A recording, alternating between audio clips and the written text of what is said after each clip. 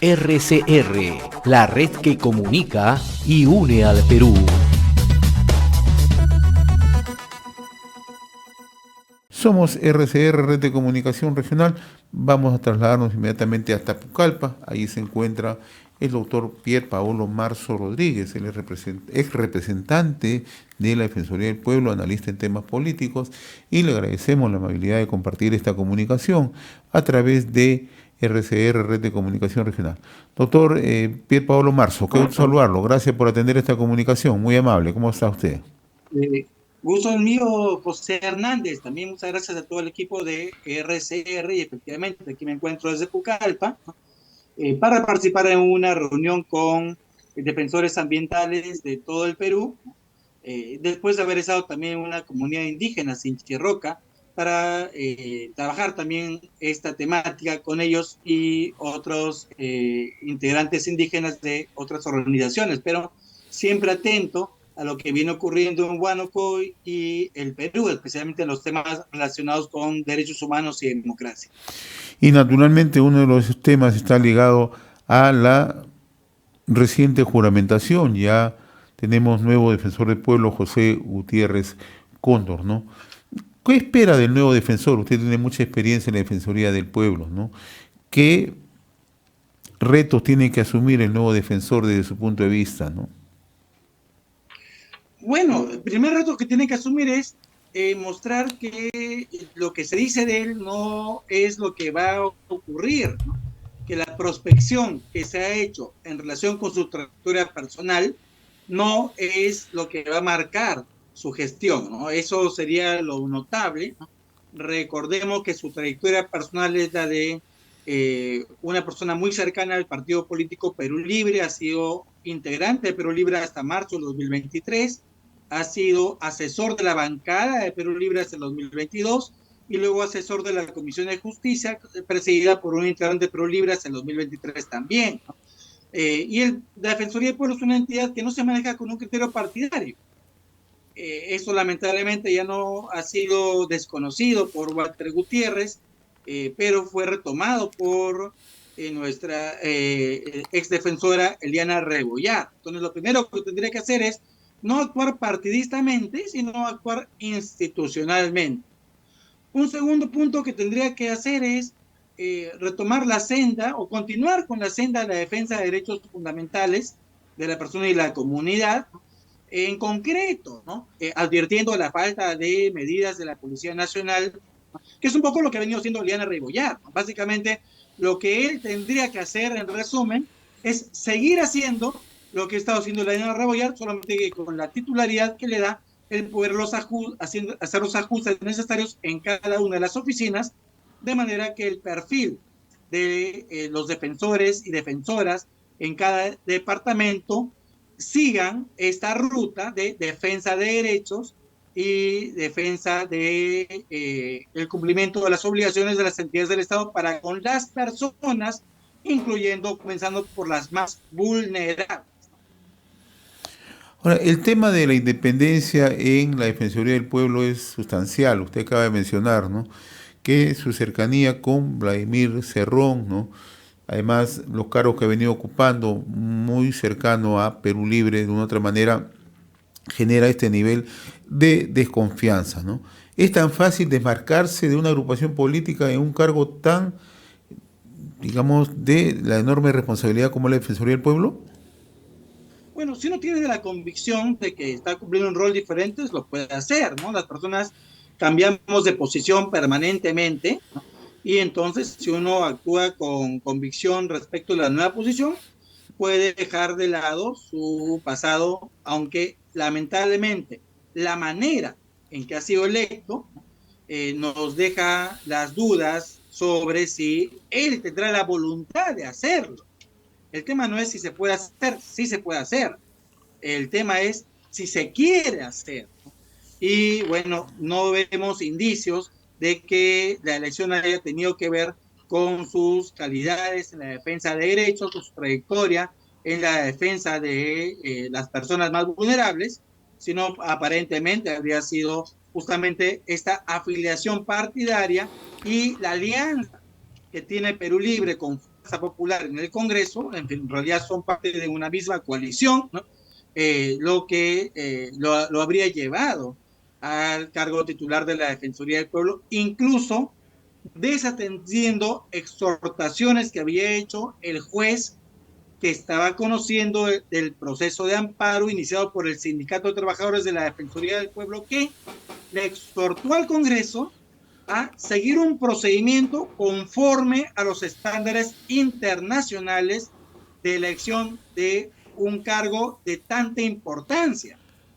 Entonces, el Congreso desatendió la sentencia que le exhortaba a seguir un proceso de elección con transparencia, con tachas, con impugnaciones, con un diálogo del Comité de Selección para con la ciudadanía, y simplemente hizo un procedimiento especial por designación. Entonces, esta actitud del Congreso nos da un indicio oscuro respecto de la intención con la que el titular actuará ahora. Espero que él vaya más allá de todo eso y se reconvierta. Yo soy un cristiano católico, yo creo en la conversión de las personas, ¿no?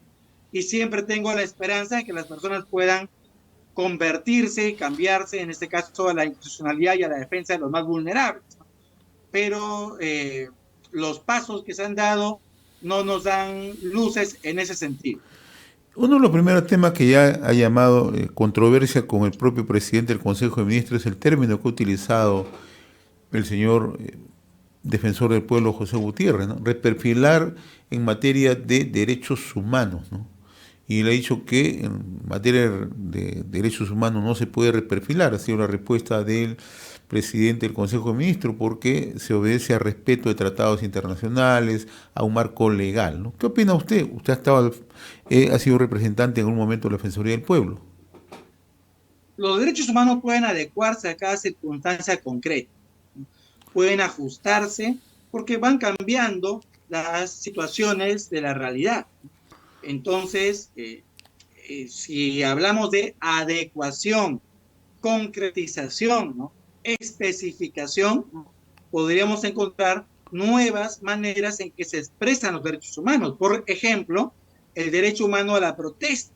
Antes no estaba configurado de esa manera, con ese nombre, y sin embargo estamos viendo que el derecho a la libertad de expresión y el derecho a la libertad de reunión pacífica y sin armas ha venido decantándose en lo que doctrinariamente se está empezando a llamar derecho a la protesta, ¿no?, que son derechos muy antiguos, ¿no?, pero que no tenían una concretización textual de esa manera. Eso se puede hacer, ¿no?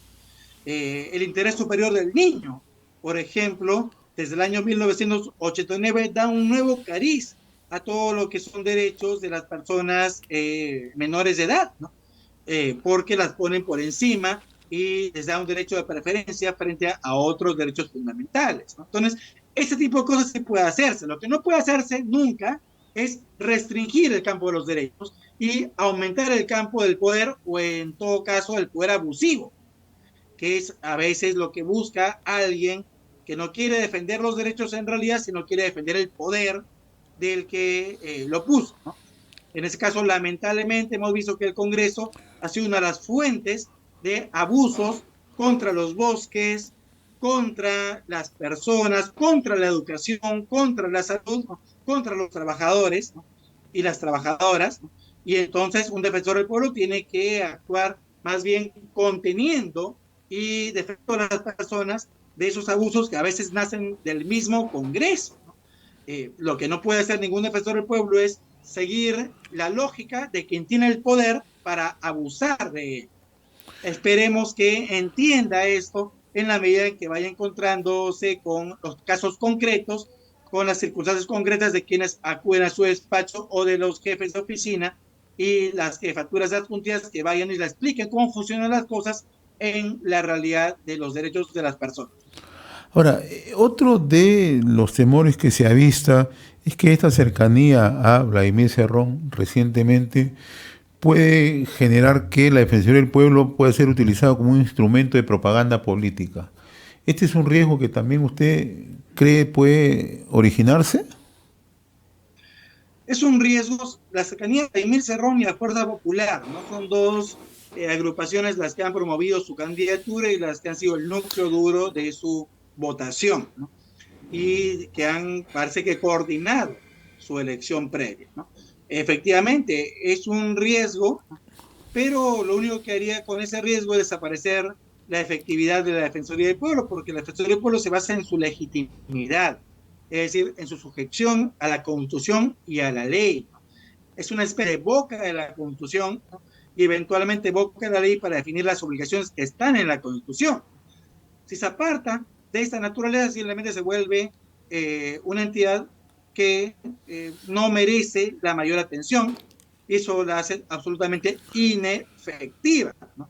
Su poder nace de la capacidad de persuadir en base a la Constitución, a los tratados internacionales y a la ley cuando ésta los desarrolla. Si abandona esa fuente de poder, se queda vacía, se queda sin nada. Entonces, eso debe ser un trabajo sobre el cual la opinión pública debe estar atento. Para usted hay que poner todos los reflectores en ese tema. Definitivamente. Y mucha gente a veces dice, ¿para qué sirve la Defensoría? Y es porque no la usa, ¿no? Y es porque efectivamente ha habido un periodo de 5 años del anterior Gutiérrez, ¿no?, de repliegue de la Defensoría del Pueblo, pero hemos visto que esto poco a poco ha empezado a cambiar con Eliana Rebollar, ¿no? Pero la Defensoría del Pueblo realmente es vital para la gente más humilde, para la gente más pobre, para la gente a la que no es atendida en otras entidades del Estado porque es discriminada o es minusvalorada o es estigmatizada. Entonces, las personas más humildes, las más pobres, las que necesitan que se hagan realidad sus derechos y se cumplan las obligaciones de las entidades del Estado, son las que deberían ir a la prensa, ir a los medios y no quedarse calladas, no quedarse en silencio, no quedarse acongojadas, sino deberían reclamar y evidenciar cualquier incumplimiento que haya en esta función de activar la ley, la institución, para la defensa o el respeto de sus derechos fundamentales, que son el derecho a la identidad, el derecho a la salud, el derecho a la vida, el derecho a la educación, el derecho a que todo esto ocurra sin discriminación, ¿no? Hay una amplia gama de derechos que en realidad es de todas las personas, ¿no?, y que podría ser materia de denuncia pública si es que hay una actitud de no defensa o de inacción frente a su vulneración. Ahora, usted citaba hace unos instantes, doctor Pierre, en marzo, el hecho que auspició esta candidatura de José Gutiérrez, Perú Libre, con el apoyo de Fuerza Popular, pero en honor a la verdad no solamente han sido las dos agrupaciones, ¿no? También han sido otras agrupaciones que casi han votado en bloque, ¿no? Acción Popular, ha votado Alianza para el Progreso, ha votado un sector del bloque magisterial, ha votado un sector de Podemos, ¿no? O sea, hay una conjunción de bloques en el Parlamento que han apoyado esta candidatura, ¿no? En honor a la verdad, ¿no? Definitivamente, no, lo que hablaba pasó de impulso, ¿no? Claro. La votación ha venido de todas las bancadas que usted ha dicho, incluso algunas han justificado de forma ridícula, ¿no? Ese congresista que de Acción Popular que indicaba que votó porque su asistente era guanuqueña y entonces por romanticón cambió su voto último minuto, ¿no? Bueno, pero y definitivamente probablemente haya más de un voto de este tipo, ¿no? Yo me estaba refiriendo a quienes habían impulsado y promovido la candidatura. Ahora, a propósito del paso de el actual defensor, José Gutiérrez, es de Huánuco, ¿no? Y usted ha tenido actuación como representante de instituciones públicas en Huánuco. ¿Qué es lo que recuerdan el paso de José Gutiérrez como político, como funcionario? Bueno, él fue consejero por Ambo, ¿no? Fue regidor, luego fue consejero por la provincia de Ambo, ¿no?, y luego fue congresista por el Partido Nacionalista, ¿no? Y bueno, su paso por consejero en ese momento no ha dejado, digamos, una huella memorable, ¿no?, ni para bien ni para mal, ¿no? Aunque sí recuerdo que tenía cercanía al gobernador regional de ese momento, que fue el gobernador Espinosa Eguávil, aunque repito, sin algo que pueda ser memorable. su paso como congresista, ¿no? Ahí sí ha dejado una huella importante, ¿no? Porque él o sus asesores presumían de su cercanía a Nadine Heredia, ¿no? Y de cómo esta cercanía podía ayudar a los alcaldes a obtener algún tipo de contratación. El problema aquí, más allá de Josué Gutiérrez, que creo que no debería personalizarse, el tema es porque ya venido el problema antes con Walter Gutiérrez, para elegir defensor del pueblo, ¿no? Necesitamos, nos urge tener la exigencia de la trayectoria como un criterio principal, ¿no? La trayectoria en derechos humanos, la trayectoria en defensa de derechos, esa debería ser una exigencia que esté en la Constitución y luego está desarrollada en la ley. Mientras esto no ocurra, podrá elegirse cualquier persona que sea abogada, ¿no? Que es un poco lo que exige la Constitución y la ley actualmente. Y eso no tiene lógica ni para el cargo de defensor del pueblo ni para ningún cargo, ¿no?